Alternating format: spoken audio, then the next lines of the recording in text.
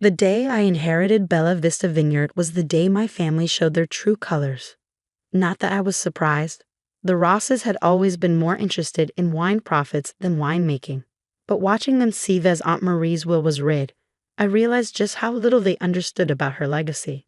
My name is Isabella Romano, and my aunt had just left me what my family called 40 acres of worthless grapes. What they didn't know was that those grapes were about to reveal a secret that would shake the wine world to its core. "This is ridiculous," Uncle Marco fumed, pacing the law office in his Italian leather shoes. Marie was clearly not in her right mind. The vineyard should go to someone who understands the business. By someone, he meant his son Anthony, who had spent the last decade trying to convince Aunt Marie to sell Bella Vista to a major wine conglomerate. She'd refused every offer, watching quietly as the vineyard's reputation declined, and its wines became, in critics' words, unremarkable. "The will is quite clear, Mr. Patterson," Marie's longtime attorney stated firmly. "Bella Vista Vineyard, including all property, equipment, and assets, goes to Isabella Romano. There are no conditions or restrictions. She's a librarian." My cousin Sophia scoffed, adjusting her designer sunglasses. What does she know about wine? More than they realized. While they saw me as the quiet bookworm who chose an academia over the family business, they'd forgotten who had spent every summer at Bella Vista since childhood, who had learned every aspect of winemaking at Aunt Marie's side, who had inherited her sensitive palate and love for the art of wine. Mary spent 20 years running that vineyard into the ground. Uncle Marco continued. "The soil's depleted, the vines are old, the wine is mediocre. Take our offer, Isabella. We'll give you fair market value, and you can go back to your books." I thought about the last conversation I'd had with Aunt Marie just a week before she passed. She'd been sitting in her study at Bella Vista, surrounded by old wine journals and vintage bottles. "Patience, my dear," she'd said, her eyes twinkling with that familiar mischief. "The truth, like the finest wine, reveals itself to those who know how to wait." "I'm keeping the vineyard," I said firmly, gathering the deed and other documents from Mr. Patterson. "You're making a mistake," Anthony warned. "That place hasn't produced anything worth drinking in 20 years. If only they knew." The drive to Bella Vista took 40 minutes, winding through the Sonoma Valley. The late afternoon sun gilded the rows of grapevines that generations of my family had tended. To untrained eyes, they might look neglected, even sickly, but I saw what Aunt Marie had taught me to see: vines that had been carefully stressed, forced to drive their roots deep into the mineral-rich soil. The main house was a rambling Spanish colonial, its white walls glowing in a sunset. This had been my sanctuary during childhood summers, escaping my parents' constant social climbing in San Francisco. Here, Aunt Marie had taught me that winemaking wasn't about profit margins. It was about patience, tradition, and secrets passed down through generations. Inside, everything was exactly as she left it. The kitchen still smelled of herbs and coffee. Her collection of vintage corkscrews hung on the wall. Her wine journals filled the study shelves, each volume meticulously documenting decades of harvests, fermentations, and blends. But something was different. On her desk, in the spot where she always laid out her daily work, sat a single key with a note in her elegant handwriting. "For Isabella, when you're ready to know the truth." I recognized the key's distinctive design. It was older than the others on her ring, its brass worn smooth by time.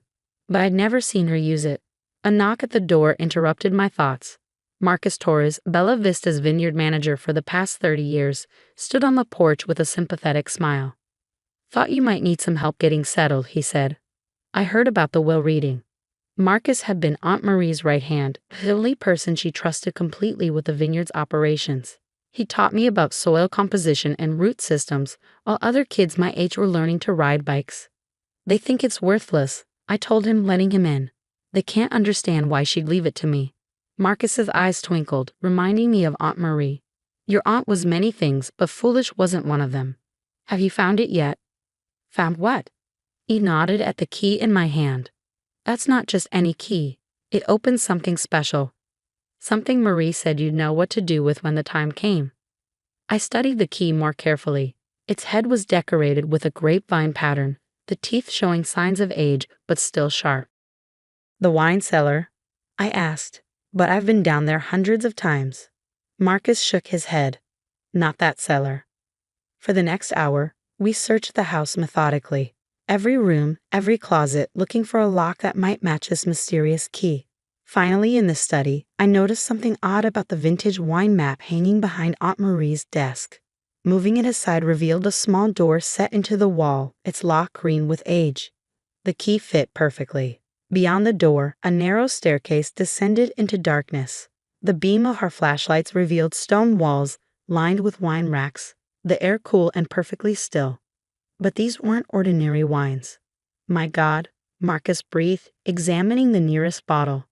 Do you know what this is? I lifted my flashlight, reading the label. My hands started shaking. Chateau Lafite Rothschild, 1869. One of the rarest, most valuable wines in existence. And it wasn't alone.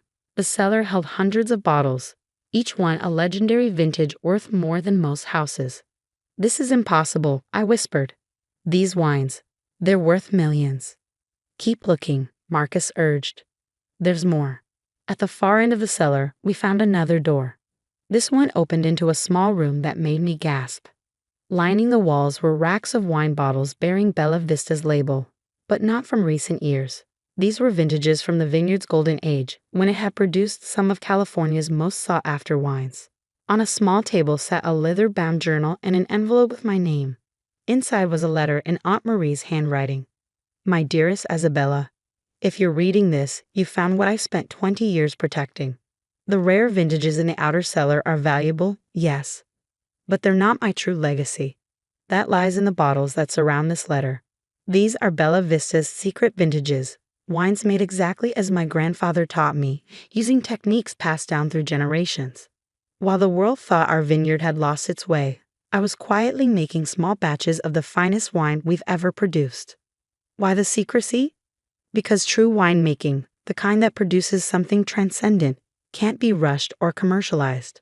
When your uncle and cousins pushed for higher production and faster turnover, I knew they'd never understand. So I let them think the vineyard was failing while preserving our real treasure. The wider cellar's contents will give you the financial security to run Bella Vista your way. The secret vintages will prove to the world that our winemaking legacy never died. It was just waiting for the right heir. You were always that heir, Isabella. You understand that wine isn't just about business. It's about passion, patience, and respect for tradition. Now it's your turn to carry our legacy forward. All my love, Aunt Mary. P.S. Check the last vintage in the rack to your right. I think you'll find it interesting. With trembling hands, I lifted the bottle she'd indicated. The label read Bella Vista Private Reserve 2019, Aunt Marie's final vintage before her death. She finished it, Marcus said softly. Her last masterpiece. She knew she wouldn't live to see it released, but she made it anyway. For me, I realized. She made it for me to release when I was ready. The implications of what we found were staggering. The rare vintages alone would make headlines in the wine world. But Aunt Marie's secret wines, they would rewrite Bella Vista's story completely. My phone buzzed. Uncle Marco's number. No doubt calling to make another offer for the worthless vineyard. I let it go to voicemail, my mind already racing with plans. What are you thinking? Marcus asked, recognizing the look in my eye. The same one Aunt Marie used to get when she was plotting something extraordinary. I smiled, picking up her journal. I'm thinking it's time to show the world what Bella Vista can really do. But first, we have some work to do. The next few hours would change everything. But that's another story, one that begins with a single decision. When to reveal the truth that would transform not just my family's legacy, but the entire California wine industry. The next morning, I sat in Aunt Marie's study reviewing her private wine journals. Each page revealed another layer of her brilliant deception, how she maintained two parallel operations at Bella Vista for 20 years. The commercial side produced decent but unremarkable wines, while her secret cellar housed masterpieces crafted using centuries-old techniques. The soil tests came back, Marcus announced, entering with a stack of papers. Just as Marie predicted, the vines aren't depleted at all. They're perfect for producing the kind of complex wines she was making in secret. I smiled, thinking of how my family had misread everything about Bella Vista. She stressed the vines deliberately, didn't she? Forced them to work harder, develop more character. Exactly. While your uncle was complaining about low yields, Marie was creating exactly the conditions she wanted. These test results prove it. Bella Vista has some of the best terroir in California. My phone buzzed again. The 10th call from Uncle Marco since yesterday. This time I answered. Isabella, his voice oozed concern. We're worried about you, alone up there in that old house. Why don't you come down to the city? We can have dinner, discuss a fair price for the vineyard. Actually, Uncle Marco, I'm meeting with Christie's auction house this afternoon. They're very interested in some rare wines I've discovered. Silence on the line. Then, what rare wines? Oh, just a few bottles Aunt Marie left behind, including a Chateau Lafite Rothschild from 1869. Amazing what you find when you look carefully, isn't it? The phone went dead. Within an hour, a convoy of expensive cars was winding up Bella Vista's driveway. This is private property, I called out as my uncle and cousins spilled from their vehicles. You weren't invited. Private property. Uncle Marco's face was red. This is family property. If there are valuable wines here, they belong to all of us. Actually, Mr. Patterson's voice cut in as his car pulled up. Everything belongs to Isabella. I thought you might need backup, he added to me with a wink. What followed was the most satisfying hour of my life. We led them to the hidden cellar, watching their expressions change from skepticism to shock to naked greed as they realized what Aunt Marie had concealed. These wines, Anthony's voice shook. They're worth millions, I finished. And that's just the investment cellar. Would you like to see what else Aunt Marie left me? The secret room with Bella Vista's private vintages hit them even harder. Sophia actually gasped when she read the testing notes that proved these wines could rival the world's best. All this time, Uncle Marco whispered, while we thought she was failing. She was perfecting her craft, I said. Away from your constant pressure to sell out, to maximize profits at the expense of quality. She created masterpieces while you were counting dollars. We can still fix this, he rallied. As a family, we'll form a new company, market these wines properly. No, I cut him off. Aunt Marie left Bella Vista to me because she knew I'd understand what she was trying to preserve. This isn't about money, it's about legacy. You can't just shut us out. Anthony protested. We're family. Family? I laughed. Yesterday you called this place worthless. Called me incompetent. Now suddenly you want to be partners. Mr. Patterson cleared his throat. I have some additional documents you should see. Marie left very specific instructions about how these wines should be handled. The plan Aunt Marie had laid out was brilliant. The rare vintages in the investment cellar would be auctioned through Christie's, creating a multi-million-dollar endowment to support Bella Vista's true mission. Her private vintages would be released slowly, reestablishing the vineyard's reputation for excellence. More importantly, she documented everything, every technique, every secret that made her wines exceptional. Knowledge meant to be passed down, not sold to the highest bidder. The next few months transformed everything. The auction of the rare wines made international headlines. Hidden wine cellar yields million-dollar vintages. Wine critics flocked to Bella Vista when we released the first of Aunt Marie's private vintages. Extraordinary, Robert Parker wrote. A wine that challenges everything we thought we knew about California vintages, 100 points. The publicity revealed the truth about Aunt Marie's supposed decline. She hadn't failed. She'd chosen to step away from commercial success to preserve something more valuable. Each bottle we released proved that Bella Vista's legacy was stronger than ever. My family tried everything to gain control. They filed lawsuits claiming the wines were family property. They appealed to other vintners, trying to turn the industry against me. Nothing worked. Then came the day we released Aunt Marie's final vintage, the 2019 she'd made especially for me. Wine lovers and critics gathered in Bella Vista's courtyard for the first tasting. This wine, I told them, represents everything my aunt believed in. That true quality can't be rushed. That some traditions are worth preserving. That excellence speaks for itself. The response was beyond anything we'd imagined. Critics called it a masterpiece, a wine that will be talked about for decades.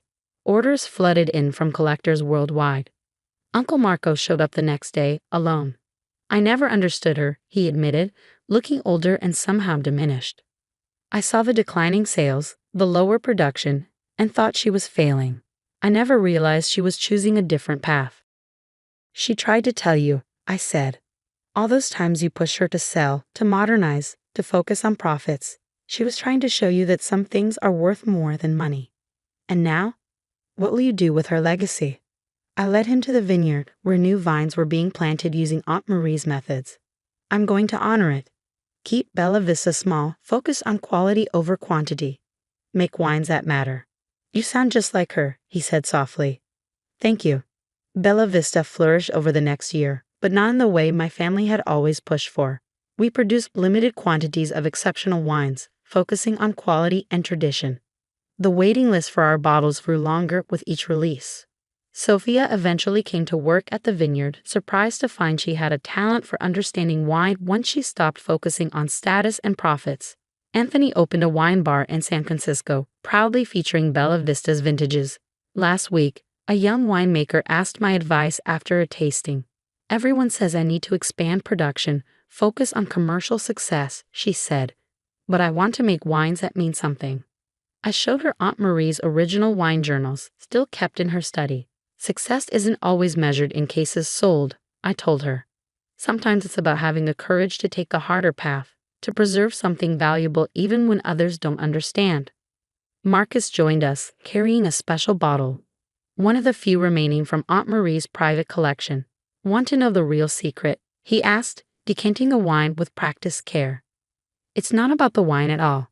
It's about understanding that some legacies are meant to be preserved, not exploited. The wine was perfect, of course.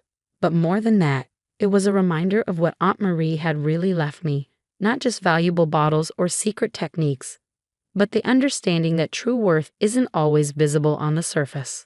The vineyard continues to thrive, producing wines that honor both tradition and innovation. Uncle Marcos still visits occasionally, finally learning to appreciate wine for its own sake rather than its profit potential. And me? I've learned that some inheritances are about more than property or possessions. They're about preserving something precious, about having the patience to let quality speak for itself. In Aunt Marie's study, her last note to me is framed on the wall. The finest wines, like the truest legacies, reveal themselves to those who know how to wait. As I read this from the study that was once hers, overlooking vines that grow stronger each year, I think about how different things might have been if she'd given in to pressure, chosen profit over principle. The cellar's secret door remains, though it's not so secret anymore. But its lesson lives on. Sometimes the most valuable things are hidden from those too busy counting profits to understand true worth. After all, the finest vintages, like the best revenge, are best served with patience, clarity, and the quiet confidence that quality will always find its audience.